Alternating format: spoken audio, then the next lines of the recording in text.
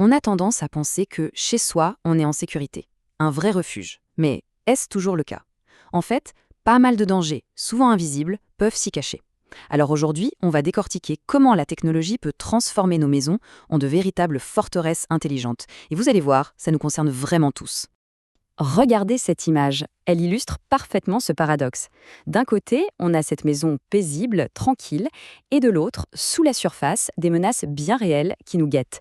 L'intrusion, bien sûr, mais aussi l'incendie ou encore les fuites de gaz, des dangers qu'on ne voit même pas venir. Allez, rentrons dans le concret. Et pour que ça ne reste pas une vague impression, parlons chiffres. Attention, 220 000. C'est énorme. C'est le nombre de cambriolages recensés en France juste pour l'année 2024. Pour se donner une idée, ça veut dire qu'un logement est visité toutes les quelques minutes. Là, on voit bien que le danger, il est loin d'être théorique. Mais l'intrusion, ce n'est pas le seul risque, loin de là. Un autre chiffre qui fait froid dans le dos, plus de 200. C'est le nombre de décès chaque année à cause d'incendies domestiques. Et ce qu'il faut bien comprendre, c'est que le vrai tueur, la plupart du temps, ce ne sont pas les flammes, c'est la fumée, les gaz toxiques qu'on respire. Et puis, il y a ces dangers encore plus sournois, ceux qu'on ne peut ni voir ni sentir. Je pense bien sûr aux fuites de gaz. Une menace silencieuse, invisible, qui peut pourtant mener à des intoxications, voire des explosions. Et là, c'est clair, nos simples sens humains ne suffisent plus. C'est là que la technologie devient notre meilleur allié. Ok, alors comment est-ce que ça marche concrètement? Comment la technologie peut nous protéger? L'idée est assez simple en fait. Imaginez un instant que votre maison ait ses propres sens, qu'elle puisse voir, entendre et même sentir. Eh bien, c'est ça le principe de base d'un système de sécurité. On lui donne des yeux, des oreilles et un nez. Et voilà, ça ressemble à ça, ce fameux système sensoriel. C'est en fait tout un réseau de différents capteurs. Il faut voir chaque capteur comme un spécialiste, avec sa propre mission bien précise. Il y a celui qui voit, celui qui entend, celui qui sent. C'est une vraie équipe qui collabore pour veiller sur la maison. Allez, commençons par les yeux, le fameux capteur de mouvement. Son super pouvoir, c'est de détecter la chaleur d'un corps humain et ses déplacements. C'est un peu le gardien du temple, la première ligne de défense contre les intrus. Ensuite, on a les oreilles du système, le capteur sonore. Lui, il est à l'écoute, mais pas de n'importe quoi. Il est entraîné à reconnaître des sons très spécifiques, très nets, comme le bruit d'une vitre qui éclate. Ça ajoute une couche de protection vraiment efficace. Et enfin, bien sûr, le nez, le capteur de gaz et de fumée. Son travail, c'est de renifler l'air en permanence. Sa mission, si on veut, traquer la plus petite trace de fumée ou de gaz dangereux. C'est littéralement un sauveur de vie. Bon, on a vu les sens du système, mais c'est comme pour nous. Avoir des yeux et des oreilles, ça ne suffit pas. Il faut un cerveau derrière pour analyser tout ça. Alors, comment on passe de la simple détection à l'alerte, celle qui peut vraiment faire la différence?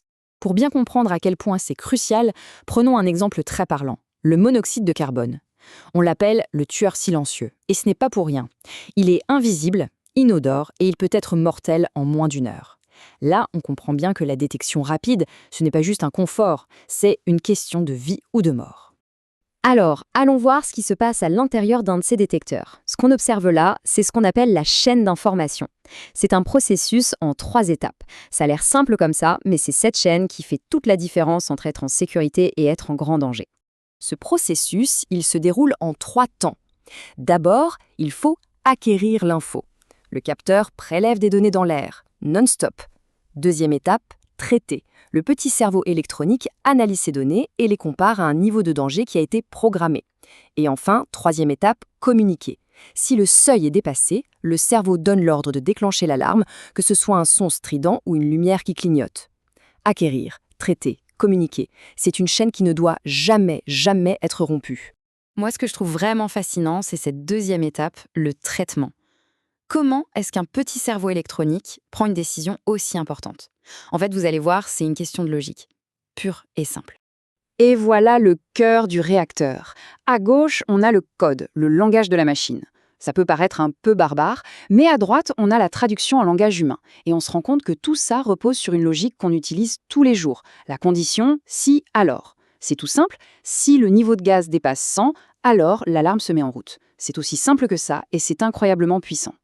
Bon, maintenant qu'on a bien compris les principes de base, si on passait à la pratique. On va laisser la théorie de côté un instant et se transformer en concepteur de sécurité. Un petit exercice de pensée. Voici notre terrain de jeu, un petit studio. On a une vue 3D et le plan juste à côté. Pour l'instant, c'est une page blanche, il n'y a aucune protection. La question est donc pour nous, si on était le concepteur de la sécurité de cet appartement, où est-ce qu'on placerait les capteurs pour le protéger efficacement d'un intrus? Prenez une seconde pour y réfléchir. Alors, une solution possible et assez classique est bien, pour une protection de base contre une intrusion, la première chose à faire, c'est de mettre un capteur d'ouverture sur la porte d'entrée. C'est logique, ça détecte la brèche dès le début. Et pour compléter, on ajoute un capteur de mouvement qui va balayer la pièce principale et le coin cuisine. Donc, si on récapitule les points stratégiques, on a le capteur sur la porte, c'est notre première barrière. Ensuite, le capteur de mouvement à l'intérieur, c'est la deuxième couche de défense. Mais si on veut une protection vraiment complète, on n'oublie pas le détecteur de fumée et de gaz, crucial près de la cuisine. Et pourquoi pas un capteur sonore pour la grande fenêtre. On voit bien que chaque capteur a son rôle, sa spécialité. Ce qu'il faut retenir de tout ça, c'est qu'avec des règles logiques toutes simples et des capteurs bien placés, on peut créer un bouclier de protection qui est en fait extrêmement puissant et efficace. Et c'est ça, finalement, la vraie magie du système. C'est l'idée qu'on a là un gardien qui fonctionne 24 heures sur 24, 7 jours sur 7, sans jamais s'arrêter, sans jamais se fatiguer, juste pour garantir notre sécurité. C'est vraiment l'automatisation mise au service de notre tranquillité. Et pour finir, je voudrais laisser une question ouverte, une question qui regarde vers le futur. Nos maisons deviennent de plus en plus intelligentes, on le voit tous les jours. Alors, quelle sera la prochaine menace qu'elles apprendront à détecter pour nous ? C'est une piste de réflexion assez fascinante, non? Merci de nous avoir suivis et à très bientôt.